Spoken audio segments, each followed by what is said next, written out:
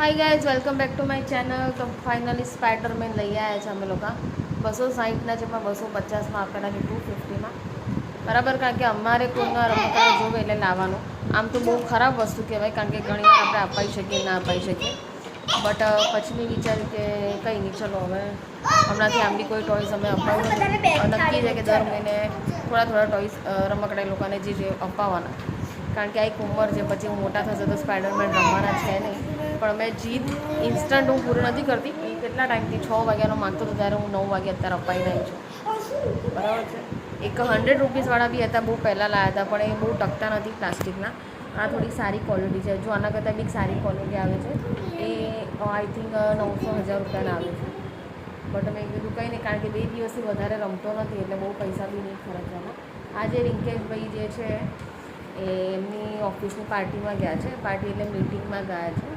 તો રાત્રે લેટ આવવાના છે, એટલે હું આ લોકોને લઈને 7 વાગે નીચે ઉતરી દઈશ. હું પકોડી ખાઈ આવી અને આના સ્પાઈડરમેન અને કિચન માટેના અમુક રૂમાલ ને બધું લાવવાનું હતું તો લઈને આવી છું. તો વિધિબેનને લઈને આવી છું. વિધિબેન મેગી ખાશે. સવારે મેં ડુંગળી બટાકાનું શાક, રોટલી, રસ એવું બધું બનાવ્યું હતું. અને આપણી જો હવે આ લોકોને હોમવર્ક કરાવીશ. ત્યાં સુધી કલાકે નીકળી જશે. 9 વાગ્યા છે અત્યારે. કદાચ એમના દેખાતું હોય તો ધીરે ધીરે કામ કરીશું. જ્યારે રિંકેશ ના આવે ત્યારે મારી નીચે કંઈ બી લાવવા કરવાનું, એટલે હું એ લોકોને 1-2 કલાક ફેરવીને લાવી.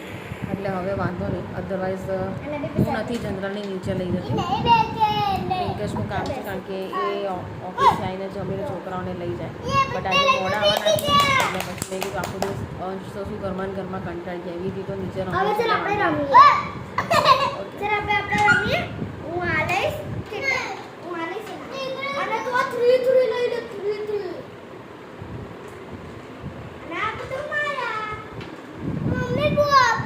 હા ચલો પાણી આપીશું. હવે અંશભાઈને ઠંડુ પાણી પીવું છે. પપ્પા એવી ટેવ પાડી છે ને કે દુકાનમાંથી જ બોટલ લેવાની ને ઠંડુ પાણી પીવાનું, પણ હું નથી અપાવતી. બરાબર છે. ઘરમાં ઠંડુ પાણી હોય